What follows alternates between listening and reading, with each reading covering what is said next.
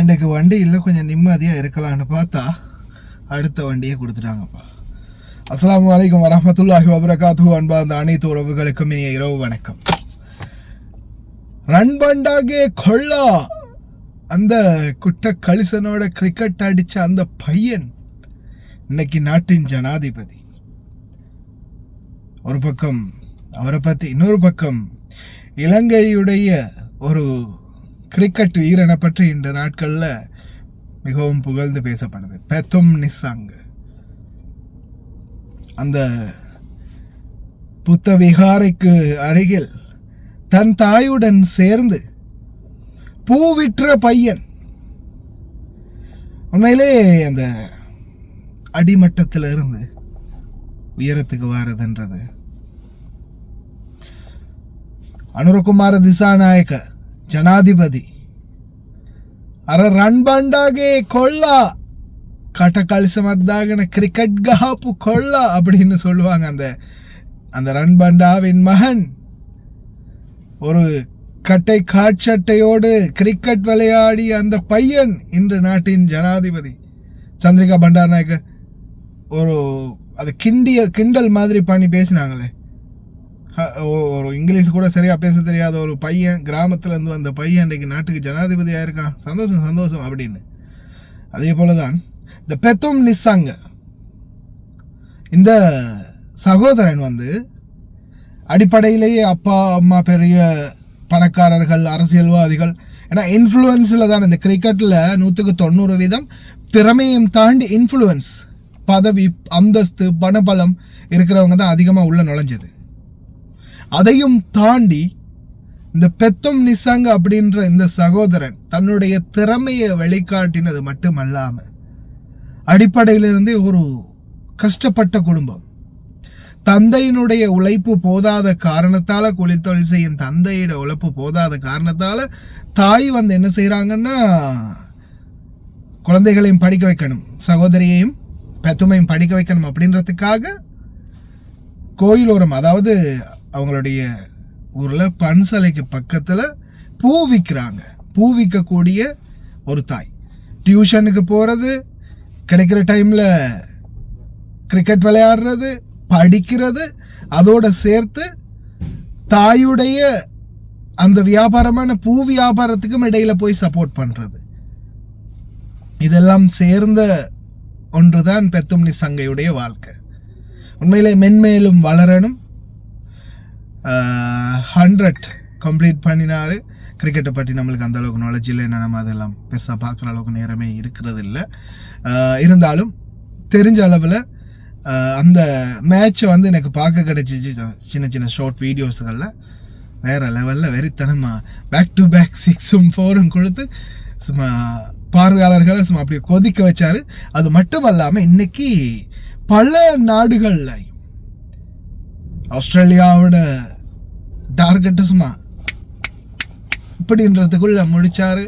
அதே போல அடி சும்மா வெறித்தனமாக இருந்துச்சு. அதில் இன்னொன்று என்னன்னா அந்த கேட்ச் சரியா அப்படியே ஒரு கேட்சில் அவர் மிஸ் பண்ணிடுறாரு. அப்படியே வேலேருந்து வரும், அப்படியோ பிடிக்கிறதுக்கு போவார், அப்படியே உள்ளுக்குள்ளால போய் அது விழுந்துடும்.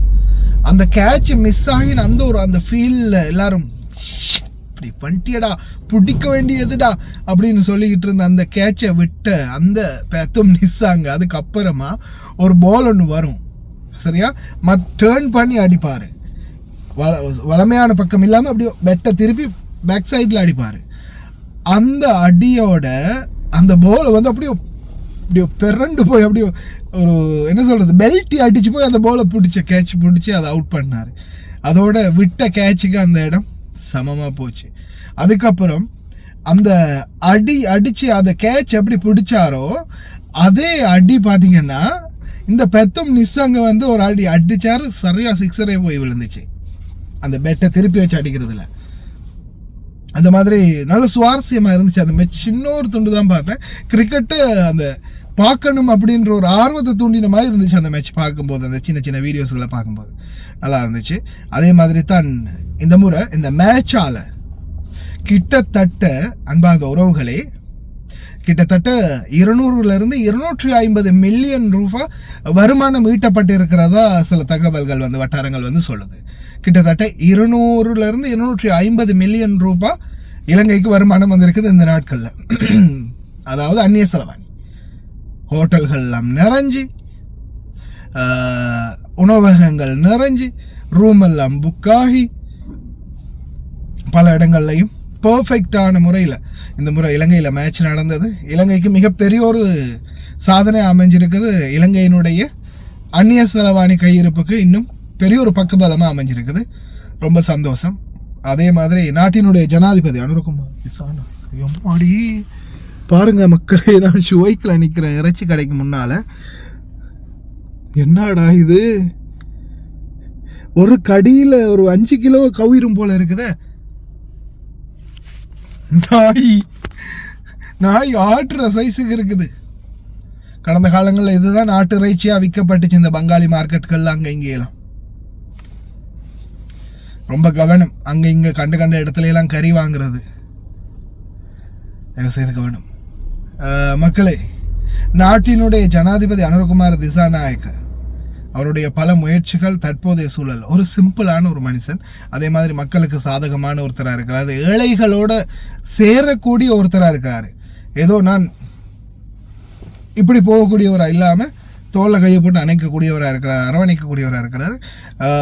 நிச்சயமாக இலங்கையினுடைய எல்லா வெற்றிக்கும் அவரும் காரணமாக இருக்கணும். நாட்டு மக்களாகிய நாங்களும் எங்களால் முடிந்த உதவிகளை செய்வோம். வெளிநாட்டில் இருக்கக்கூடிய தொழிலாளர்களாகிய நாங்களும் எங்களுடைய பணங்களையும் நியாயமான ரீதியில் நேர்மையாக நாட்டுக்கு டாலர்களில் அனுப்புறதுக்குரிய முயற்சிகள் பண்ணுவோம். லீகலாகவே அனுப்புவோம், நாட்டை கட்டி எழுப்புவோம். அதே மாதிரி பெத்தும் நிசாங் அவர்களுக்கும் எங்களுடைய வாழ்த்துக்கள். அனுரகுமார் திசாநாயக்க ஜனாதிபதி அவர்களுக்கும் எங்களுடைய வாழ்த்துக்கள். இம்முறை இலங்கைக்கு வந்து அனைத்து வெளிநாட்டினருக்கும் எங்களுடைய நன்றிகள். அதே போல் இந்த கிரிக்கெட் மேட்ச் நல்லபடியாக நடந்து முடிகிறதுக்கும் எங்களுடைய பிரார்த்தனைகள். வீடியோ பார்த்தவங்க அனைவருமே ஷேர் பண்ணுங்கள், சப்ஸ்கிரைப் பண்ணுங்கள், லைக் பண்ணுங்கள். உங்களுடைய கருத்துக்களை மறக்காம கமெண்ட்ல பதிவு பண்ணுங்கள். வேலை மட்டும் நம்மளுக்கு ஓயவே ஓயாது. ஒரு வண்டி போனதுக்கு அடுத்த வண்டியை தந்துட்டாங்க. இந்த வந்தாச்சு ஷோய்க்கு வேலை. இதுதான் நிலைமை. ஹை குவாலிட்டி இன்னிங்ஸ் போயிடாங்க. நான் வந்து கொஞ்சம் ஏதோ கிரிக்கெட் தெரிஞ்சு கிரிக்கெட் பார்த்து ஐ ஹவ் சீன் ஒரு 6-7 வேர்ல்டு கப் பார்த்திருப்பேன். ஒரு T20 வேர்ல்டு கப் ஒரு 3-4 பார்த்திருக்கேன். I have never seen any individual batter batting out Australia out of the game like this, like how Pathum Nissanka did. இந்த மாதிரி நான் பார்த்ததே இல்லை. போயிடா தேர் வாஸ் சப்ளைம் ஃபார்ம். அதோட ஃப்ளூயிடிக்கா இருக்கு. அவரு கடைசியில அந்த எனக்கு தெரிஞ்ச ஒரு 10 ரன்ஸோ 15 ரன்ஸோ அடிக்கணும். ஒரு இறங்கினாரு, அமுக்குனாரு, எலிஸ் ஒரு அமுக்குனாரு, சும்மா அப்படி தட்டினாரு 6 பாயிண்ட் மேல. அதுக்கப்புறம் புட்டிங் ஸ்டாயினிஸ் கடைசியில ஒரு புட்டிங் ஒரு அடி அடிச்சாரு. 48 பால் 78, 2 overs ஸ்பேர்ல அடிக்கிறாங்கன்னா Sri Lanka is looking lethal under the heavy influence of Pathum Nissanka. நீங்க பத்தும் நிசங்கா வந்து உங்களோட ஃபேவரட் பிளேயர். நீங்க அவரை வந்து எலிவேட் பண்ணி பேசலன்னு வச்சுக்கோங்க, நான் ரொம்ப வருத்தப்படுவேன். பிடா அப்படியே ஹேண்ட் ஓவர் பண்ற பேட்டனை பத்தும் நிசங்காவை பத்தி எறிகிற அளவுக்கு நீங்க பேசுறீங்க. இப்போ நான் ரொம்ப நாளாவே சொல்லிட்டு இருக்கேன். நானு அந்த IL-20 ஒரு அடிச்ச போது சொன்னீங்க டிசர்வ் டு கெட் கான்ட்ராக்ட் அப்படின்னு. அதுக்கே நிறைய பேர் கேட்டாங்க. IPL ஆடுற அளவுக்கு எல்லாம் அவருக்கு சரக்குலன்னு. நான் சொல்றேன் திருப்பி, ப்ரூட்டல் கிளாஸ், பவர் ஹிட்டர் எல்லாம் கிடையாது, சில்க் அண்ட் டச், பியூட்டிஃபுல்லா பேச யூஸ் பண்ணுவாரு, ஸ்பின்ன பியூட்டிஃபுல்லா ஆடுவாரு, ஸ்விட்ச் கிச்சிட்டு தேவைப்படும் அப்படின்னு நம்ம கான்லயே விட்டாரு பாருங்க. ஒரு ஸ்விட்ச் இட்டு அவருக்கு நல்லா தெரிஞ்சு போச்சு. ஓகே வெறுன்னு எறியறாருன்னு பார்த்து டமால்ல தூக்கி ஒரு ஸ்விட்ச் இட்டு அடிச்சா பாருங்க. Equally you to compliment Kusal Mendis, ஒரு டேஞ்சரஸ் பிளேயர், மெக்னிஃபிசன்ட் பிளேயர். விட்டு பெருக்கி தள்ளிடுவாரு. அந்த சின்ன பையன் வந்து ஆனார் பாருங்க, அந்த பவன் ரத்நாயக்க. அதான் சின்ன பையன நிறைய பேர் சொல்லுவாங்க, ஏஜ வச்சு சொல்லுவாங்க. ஏஜ விட்டுருங்க, லீஸ்ட் எக்ஸ்பீரியன்ஸ் வந்து பால் ஒத்தகையில விட்டாரு பாருங்க. சொல்லுங்க விக்கி. ஒரே ஒரு நான் தயவு செஞ்சு இந்த ஷோஃபுல நான் பண்ணல எதுவுமே. இந்த இவருக்கு மட்டும் ஒரே ஒரு நான் ஐப்பு கொடுத்துக்கிறேன். இந்த பொல்லாதவன் படம் பாத்திருக்கீங்களா? அதுல வந்து கிஷோர் வந்து சொல்லுவாரு, இந்த பாத்தியா சின்னதா இருந்து எவ்வளவு தௌலத்தா வந்து பேசிட்டு போகுது பாத்தியா, அந்த பையனுக்கு பயம் இல்ல, அந்த பையனெல்லாம் அப்படியே போக விட்டணும் அப்படின்னு சொல்ற மாதிரி பவன் ரத்நாயகன் வந்து டப்பு டிப்பு ஒரு 2-3 4 அடிச்சு மேட்ச மாத்தி விட்டாரு. பிடா ப்ளீஸ் கண்டினியூ. சாரி, இந்த டயலாக் சொல்லணும்னு வச்சிருந்தேன். சொல்லியே ஆகணும், அதுதானே வியூவர்ஸ் பாப்பாங்க. Absolutely magnificent. I am always someone who feel that Charith Asalanka is a very good player. அப்படிங்கும்போது I think Sri Lankan think tank has got it right.